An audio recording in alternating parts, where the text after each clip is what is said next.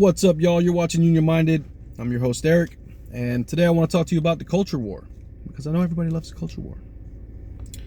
But there's a reason I bring it up, because it's used so expertly by power that it keeps power insulated from ever feeling the sting of a general strike or an uprising of the people. They won't feel that sting so long as they can use the culture war to keep us looking at each other. Case in point, Fox News, the right wing's trusted news source, amplified a story off of the New York Post that an upstate New York hotel kicked out veterans in order to allow migrants to stay there.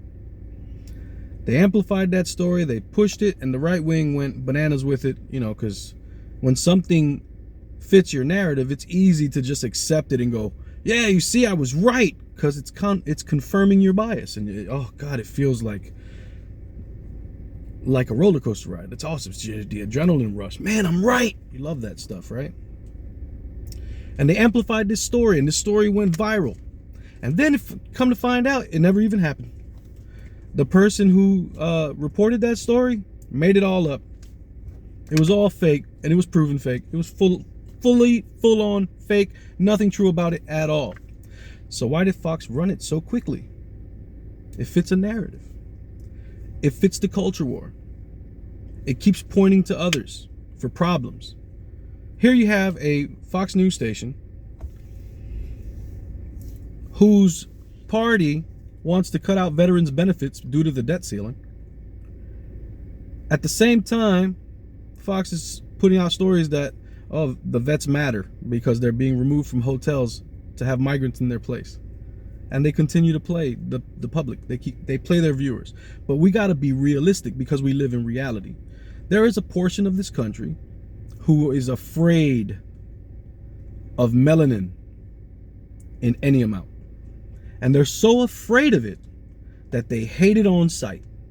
There is a group of people in this country, and we have to be real about this, that just hate anyone that's got any color in them. They're nativists, they just hate, they're racist, they're bigots, they're just ugly people that need love, and they need education, and they need empathy. But what they don't need is for us to be worried about what they think when we're trying to move our society forward in a positive direction for everybody. We can't worry about hurting someone's feelings when they want to end you. And for all my Cuban people in Miami, you guys are useful idiots. And I'll tell you why. If you are a Cuban and a Republican in Miami, what are you thinking? The minute that they don't need you, they would throw you back in the water. What are you thinking? They don't like you, they're using you. But I guess it's cool because, you benefit. You got Miami on lock. The Cuban community in Miami, shoot, they're a very powerful community. And much respect. I love my Cuban people. I love the Cuban culture. I love the food, everything. But you Cuban Republicans, y'all puzzle me because you allow yourselves to be used. But that's a side note, and besides the point, let's continue. The reality is these people exist and they vote, and they're going to vote their hatred and their bigotry. That's the reality. And so realistically, we have to be smart.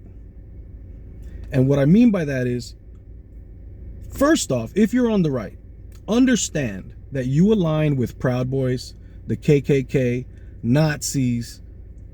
These are the people you align with. Understand who you agree with, okay? I know you don't like when people say you're racist, but you're hanging out with racists at a racist party. You might be racist. I'm sorry. Just is what it is. But if you're a thinking person and you're conservative in your beliefs, I can understand that. But you still have to use logic and reasoning. We have to benefit ourselves as a community. Our schools have to be good. Our housing has to be good. We can't have homeless people. If we're going to have a society that works, we can't have people that fall through the cracks, because someday it could be you. And that's the whole point of government, is to keep the citizenry from basically being failed and being allowed to starve and die to death in the streets. That shouldn't happen. We're in the richest country in the world. There should be a floor that we don't fall past. That's just a decent thing to do. That's just decent. I don't know why these folks came over from Europe so many 100 years ago, and they encountered a civilization that was so giving and welcoming and loving and exemplified the behaviors of Jesus as far as the nature of how they treat their fellow man. And these folks, instead of going, wow, these folks really encompass what I believe, right? Because they claimed to be Christians when they came over here. They encompass what I believe in. Instead of seeing it that way, no, they saw it as, how can I exploit this land? This is cool. We're going to be rich. And it's been going on ever since. And this culture war game that they love to use so much, it's a tale as old as time too. Ever since Bacon's Rebellion. Look it up. Look up Bacon's Rebellion. It was the most successful attempt at an overthrow of a plantation by both indentured servants and slaves. That means white poor people that were indentured joined the slaves because the masters were douchebags. Those same masters that wrote all the laws, by the way. That same bloodline, all them years, that's the group that wrote the Constitution and everything else. But we want to play ignorant to that and make heroes out of everybody. Look, we're grateful for the country. It's great, cool, but it needs some work. Okay? But we got to be realistic about what's going on. Now, this culture war, like I said, Bacon's Rebellion, first successful overthrow. It didn't last long, but they did overthrow the plantation and whatnot, and they had their time. But as soon as power took its place back, what happened? They got rid of indentured servitude. They elevated the indentured servants into overseers. Problem solved. I gave you somebody to look down on. It's the same game that they're playing today. But here's the thing, y'all. You're suffering under the same boot, man. All the problems you're complaining about, it's being caused by the same entity. The same one that I'm complaining about. Legislation matters. Bills matter. Who's donating to the candidate matters.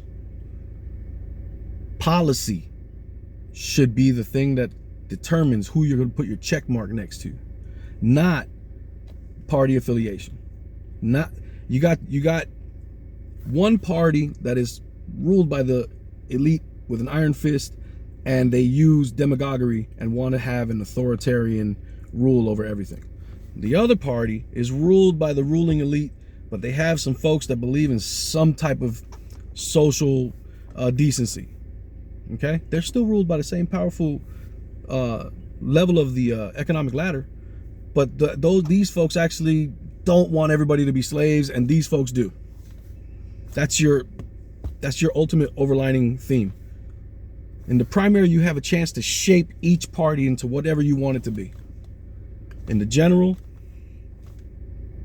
I believe if you're using logic and decency, there's no way you can vote for a red candidate.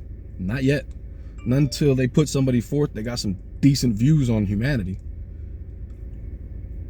In general, you gotta go with the blue. In the primary is your chance to make blue better and vote for the candidate that's not taking corporate money, that espouses your policy beliefs. For instance, presidential primary coming up, I'm going for Marianne Williamson. Why? Because she espouses the policy I believe in. Medicare for all, making unions more widespread, raising the minimum wage, so many parental family leave, so many policies that I agree with. Things that are obvious in a very wealthy country. So in the primary, that's where my vote's going to be. But whoever comes out of the primary on the Democratic side of the party, of the ticket, I'm going to have to vote for them. Why? Because I can't vote for the other side. They want me to be a slave. They want to use that weapon, and they're showing you because they're doing it in Florida. They're enacting laws that are discriminatory against race. It's a problem. Anyway, my name's Eric. That's the culture war. Skip all that. Look at the policy, and that's what you go by. All right. Remember, the fight's not left and right. It's up and down. It's going to take class solidarity to win always. Each one teach one. Get out there and reach one. And there could be no union without you and I front and center. Peace.